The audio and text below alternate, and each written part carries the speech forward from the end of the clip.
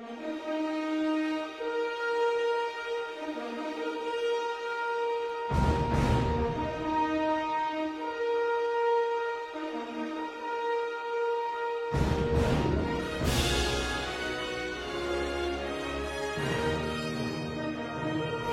I'm Grandmaster Richard Hackworth. Welcome to your martial arts lesson of the day. Heard earlier, our topic for today is the 5 points of balance.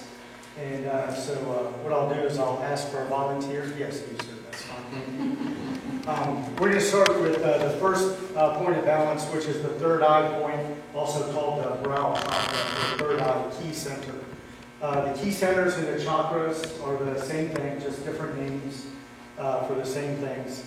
And the way this works is, it comes this way so you see a little better, is that this point here, the third eye, we want to manipulate that along the X and Y axis. Okay? And the easiest way to remember which is Y to the sky.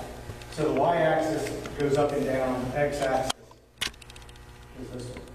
Okay? So once we move the third eye point past the holes in the ear, moving backward, it breaks the balance. Okay?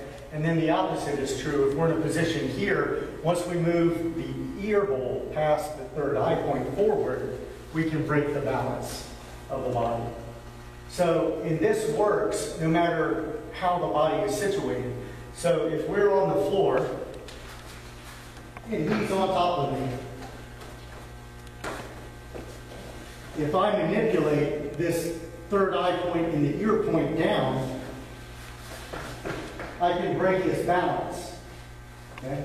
And same is true as moving it backward.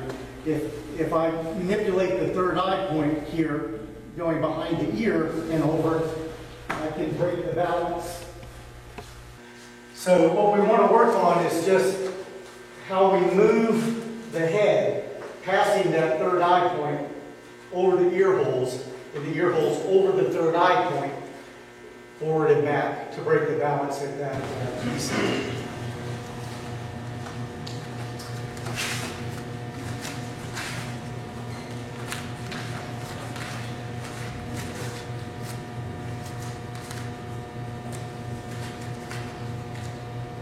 All right, Dave, thanks for volunteering again. All right, so now that we've talked about the brow point, or the brow chakra, the third eye, and the key center, what we want to do is talk about how that point is manipulated. We've been talking about moving forward and backward, and then now we're going to talk a little bit about side to side. But I want to use a move from a couple of forms to illustrate this point. Okay, so from a Taekwondo form, he comes around here, he grabs me in a bear hug with my arms free from the front. We have a move where we post the hand in the small of the back. And then we grab under here these 2 points on the neck, and we're going to step forward and we're going to push this point over until this third eye point passes the ear to take him to the floor. Okay, and that's from Taeguk Sajang, I believe. And then also to manipulate that same third eye key center, we're going to use a movement from a Tai Chi form, where if he throws a punch with this hand, I'm coming this direction, and then I'm going to switch back to here. And this time, I'm manipulating the third eye point over the ear hole, or the ear hole over the third eye point from going left to right. So off of the punch here, we're coming in, and then here, and we're manipulating this point left to right to bring him over. So we're going to deflect the punch, move back, grab the back of the head, lift the arm and turn. And that's the application of that movement using the manipulation of the third eye point. Thank you. All right, so just practice those 2 moves real quick from the form, especially the second one, moving left to right, since we've been working forward to back, and then we'll move on to the second balance point. Taekwondo training, fellowship, and spirit. The U.S. National Taekwondo Association is your link to the traditional Taekwondo of Korea. We offer both national and world certifications. Our mission is to provide a fraternal organization for the promotion and preservation of Taekwondo as a martial art. We strive to service all needs of the traditional stylist, from the highest level grandmaster to the beginner student.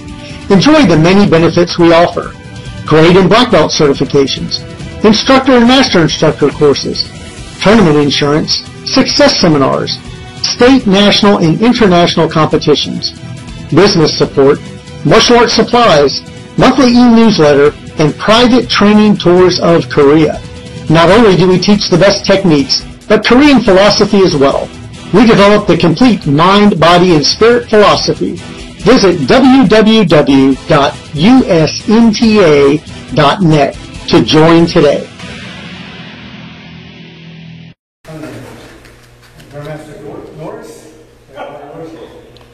That's right, combine your name, Darren and Norris, one word, Norris. Doris. You're not the first. But maybe that was you that did it the other time too, so you may be first. First thing, thank you. I'm sorry I didn't wait on you there. The first thing I want to talk about, what makes an effective self-defense technique? Three things need to happen for a self-defense technique to be considered effective. One, you have to move off the line of the attack. Two, you have to take your opponent's balance. Three, you have to put yourself in a safer place. If you do one and two right, number three pretty much happens on its own. But if you see a technique, it doesn't matter what martial art it's in, if you ask yourself those three questions, did that technique move the person off the line of the attack? Did he take his opponent's balance? Did it put him in a safer place? You can say yes to all three of those. That technique's worth learning because it's probably an effective technique. In my opinion, the most important of those three things is taking the balance, which is exactly what we're working on today. If I just move off the line and I go to a safer place, but I leave my opponent balanced, he has plenty of responses that he can do for anything that I do. And I was telling Dr. Ackworth earlier, when I used to go to Aikido seminars with the late Akira Tohei Shihan, you would go and the whole seminar he'd be preaching, you must take their balance, you must take their balance, over and over and over. So I go to a Hapkido seminar down in Orlando, and the technical director for the Korea Hapkido Federation, Che Soo-kwon, was there. Sounded just like Tohei Sensei. You must take their balance. You must take their balance all day long. All day long. Taking their balance will make up for a lot of mistakes that you may make along the way. But making a mistake of not taking their balance is very hard to recover from. You'll notice I'm not just going to work on one response. I'm going to work on combinations of some of these points of balance. Why, other than just moving their center of gravity, why else is taking the balance so important?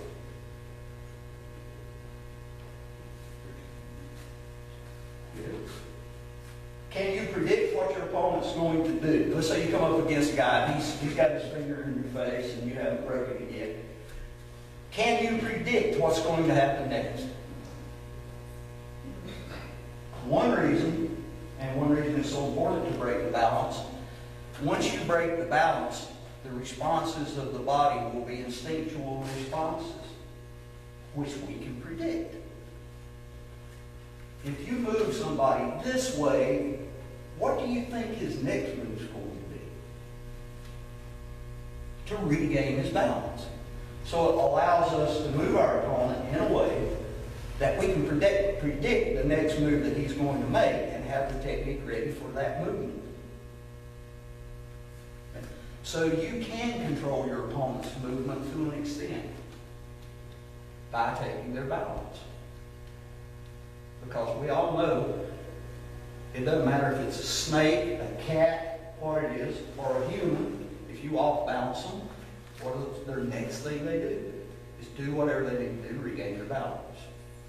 Okay, so the first technique we're going to do, thank you, Mr. Henry. I saw you with your hand up. The first technique we're going to do, we're going to use the third eye chakra, and we're going to use not just the first off balancing, but the predictable movement that's going to happen next. And we see this all the time in our techniques, you just may not have thought of it this way. Okay, punch. I come here, I'm coming to the third eye chakra. If I release that without throwing him all the way to the ground, what's his next movement? Here. So I'm creating an off-balance position so that I can use the technique with his response. You see what do you understand? That making sense? So, here, causing him to go back, knowing that his next movement is going to be forward. Okay? So you have choices. At this point, I can try to take his balance enough so that I cause him off. But what if I make a mistake? What if I go in, I didn't step exactly far enough, so I go in, he still hasn't fallen, he's just here. I know what his next move's going to be. So I just go with that. Here, here, here.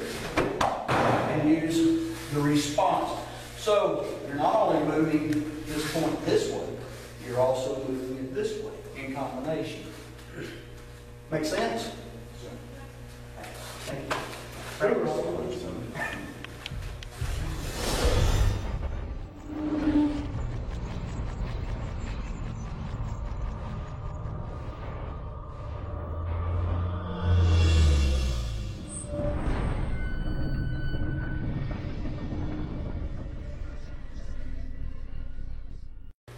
All right, everybody, we're going to get started here today.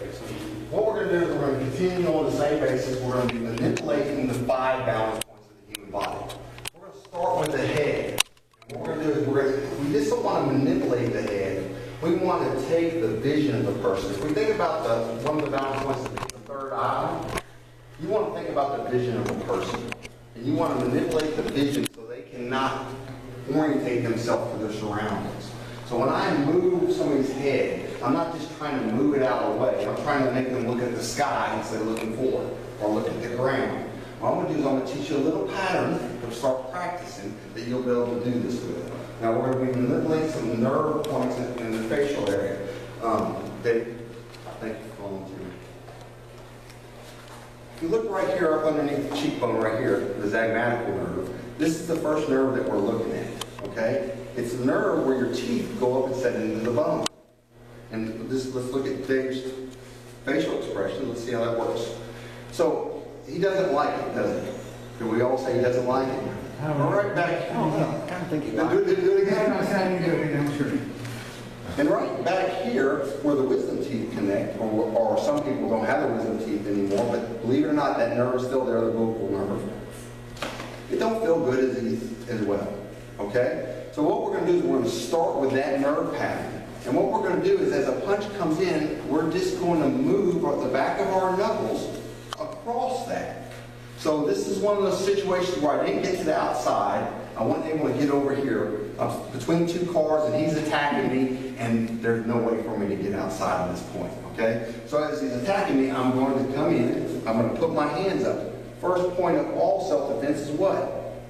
Hands up. Protect your brain.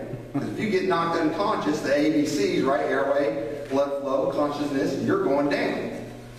I'm going to bring my hand straight up in here. I'm going to touch this right here around the cheekbone, doesn't matter, just a little bit lower. And what I want to do is rub on up, and this is the temporal nerve, okay? And I'm going to run it all the way up past that, okay? So as he starts to throw the punch in here again, I'm here. And what happens to his head? Which way does his head go? Right here. So as the punch comes in, that's what I want. Let's get that head this way.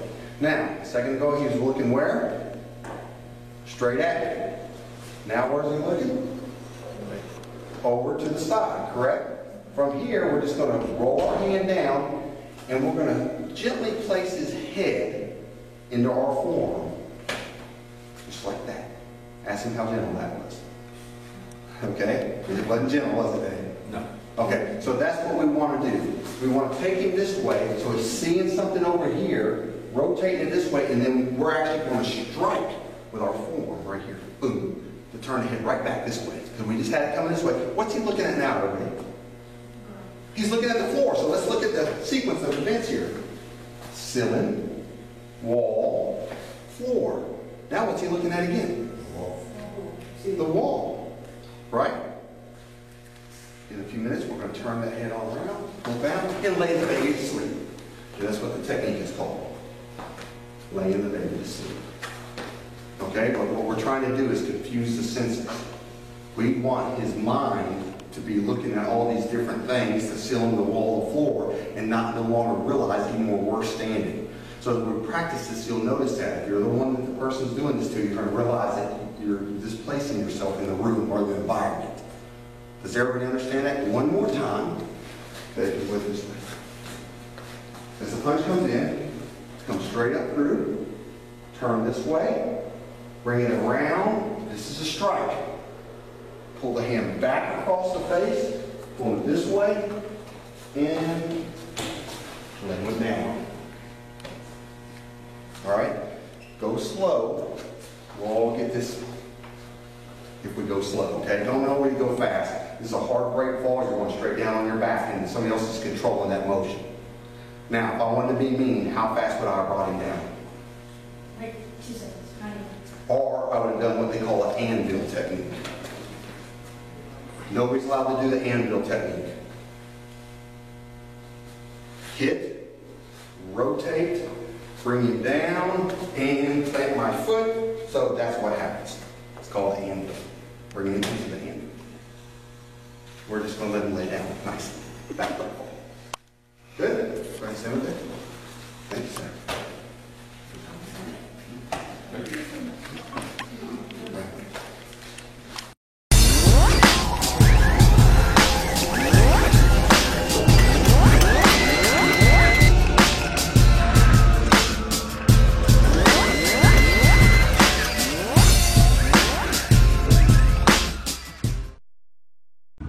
Hello, my name is Stephanie Ma, and I want to thank Legacy Championship Belts for being the official supplier belts for Pro Wrestling Fit China.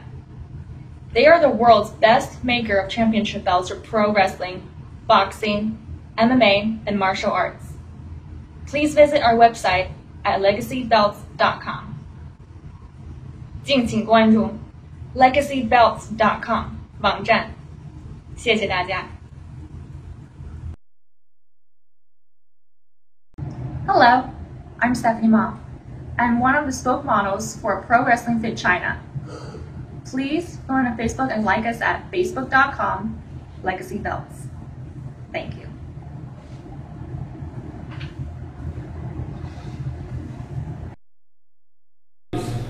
Your manipulation. So we're going to start out really simple, a little bit of anatomy, do a little anatomy lesson.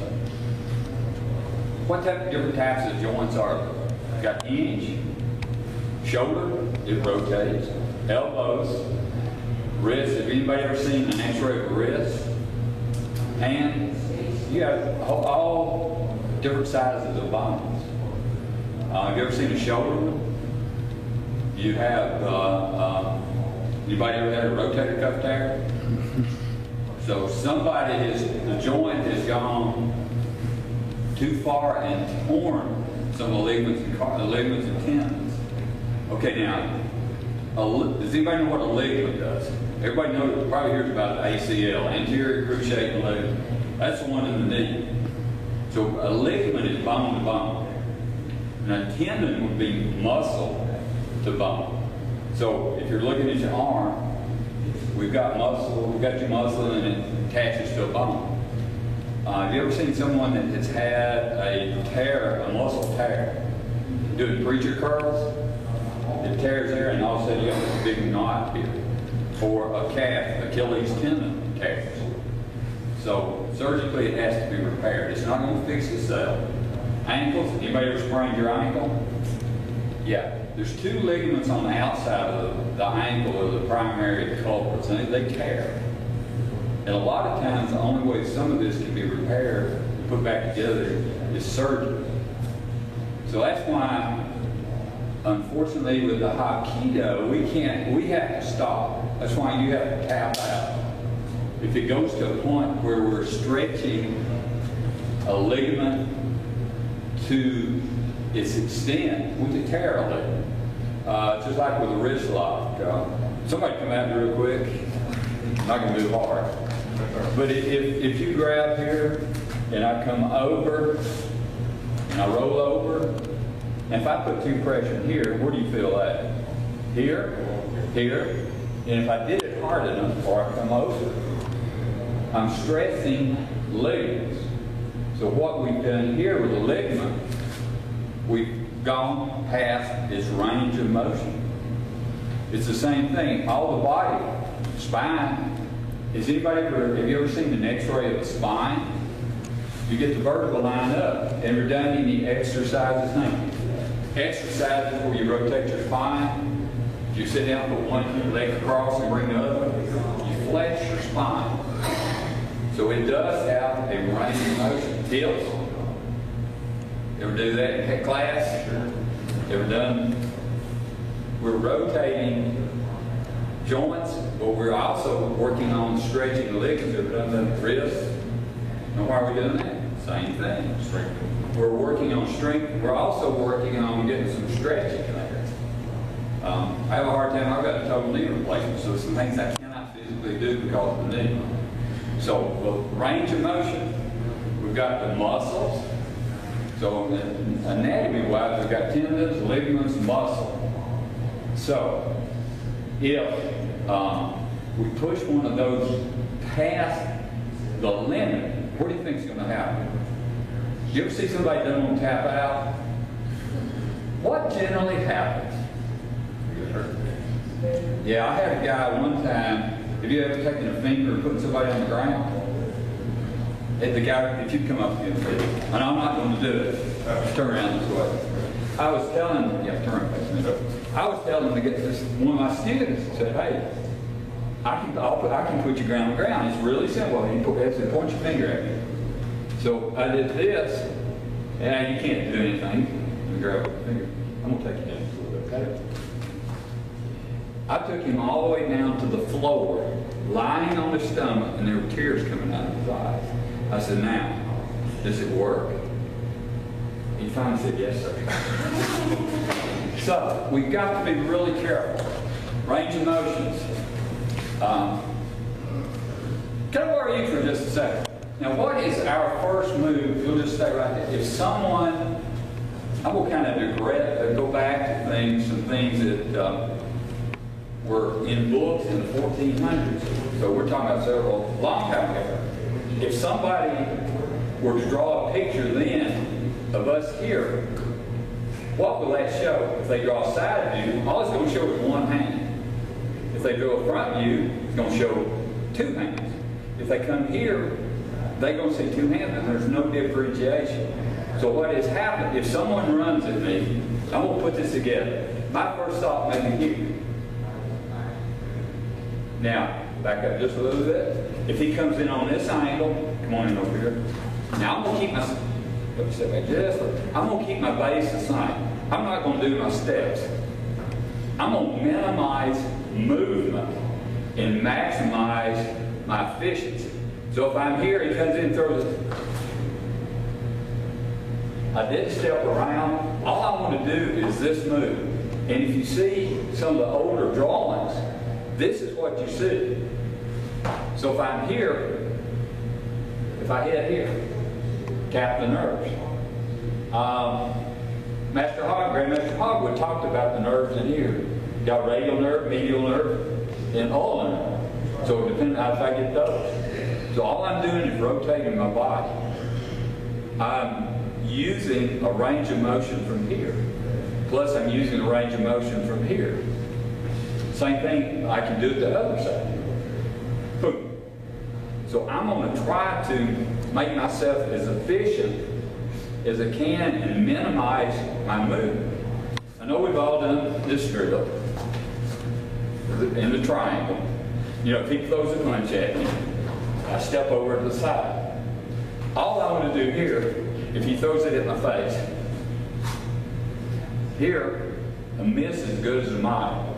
All I'm doing is, if he throws it, I just turn my head. Lean back just a little bit. If he comes at my nose, I'm maximizing my effort, and I'm not using a lot of energy. Even though we're doing the hot keto, we want to keep our energy, we're going to let him do the work. And everything we've done today is, he's here, his energy comes in without withdrawing, but I'm still using ranges of motion.